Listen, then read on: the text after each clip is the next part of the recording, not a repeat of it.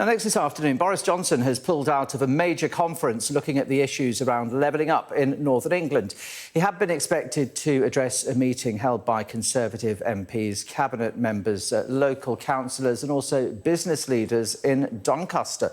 Well, our deputy political editor, Sam Coates, is in Doncaster for us this afternoon, waiting patiently. Any reason, do we know, Sam, why Boris Johnson's not going to be there?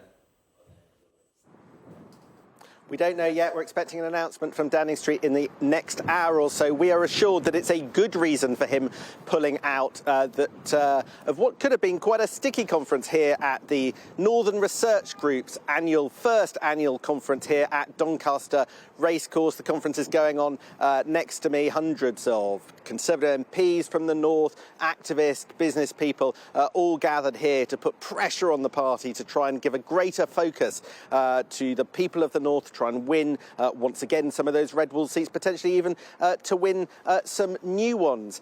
Now, that's been the job today, but Boris Johnson is a no-show. The organisers were only told in the last couple of hours. They are mystified. They don't know the reason yet, but they are assured that it is of sufficient significance that nobody will ask any questions about whether or not this event was just too sticky for the Prime Minister to attend. So it's continuing to go on, and I'm joined by a couple of the people that have turned up. Chris Green is the MP for Bolton West, and Katie Burgess is a former mayoral candidate for Liverpool, not known for being a traditional Conservative heartland. Katie, if I could start with you. Boris Johnson has particular significance in Liverpool, not necessarily in a good way. How is he going down now, and what does he need to do to reassure the voters in your area? I think in Liverpool, Boris will always be Boris. I don't think his reputation will improve or deteriorate regardless of what he does. I think generally people want to see him deliver on promises. They want to see this government improve the area like they promised they did.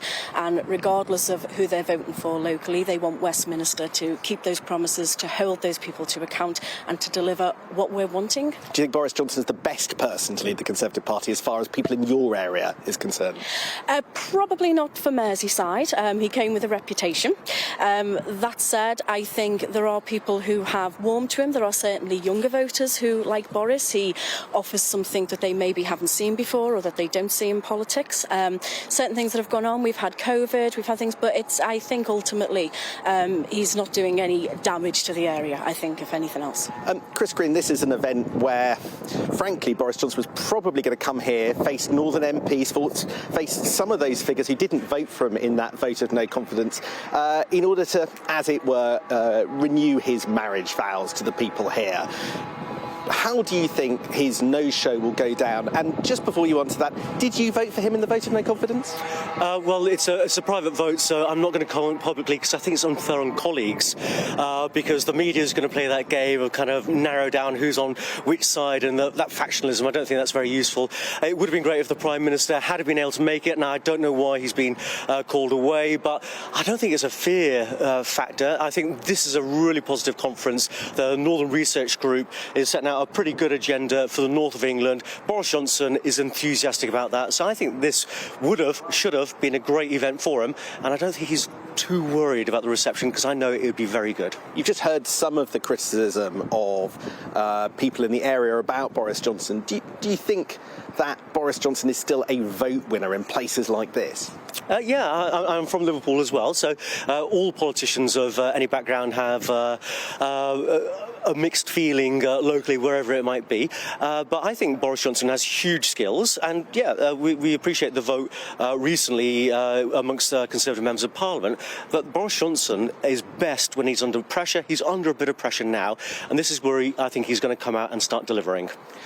Kirsty, what do you think the people in the room in there, the voters in this area, need to hear from the Conservatives? What is the policy suggestion or the direction of travel that you think is missing, needs to be re-injected into the debate? I think with our levelling up agenda, we need to see that levelling up of opportunity. And I think it's about gaining consensus for what people need and want, and it's a fine balance. So we don't help people when we do it for them, but if we can create an opportunity that leads to people then taking those opportunities and building for themselves, It's about independence. Chris, I sometimes listen to debates, particularly amongst northern Conservatives, about what direction you should take, particularly levelling up. And all I hear is spending, spending, spending. Spending on subsidies, spending on investment. Is that very Conservative? Does that ever concern you? It does concern me, and not always very Conservative. And I was quite pleased to be on the panel about net zero, which is quite an expensive area if you get into the detail. Now, I think there ought to be a huge agenda on cutting the cost of energy prices, getting the reshoring, the return of manufacturing to Britain, but also I think that will disproportionately come to the north of England. So this is what I want to see. And I think the positive agenda the government's got is Hinkley C, Sizewell is going to have a nuclear power station, the small modular reactor agenda. This isn't about subsidies fundamentally. This is about making sure the United Kingdom has affordable energy to make sure we can power our industry.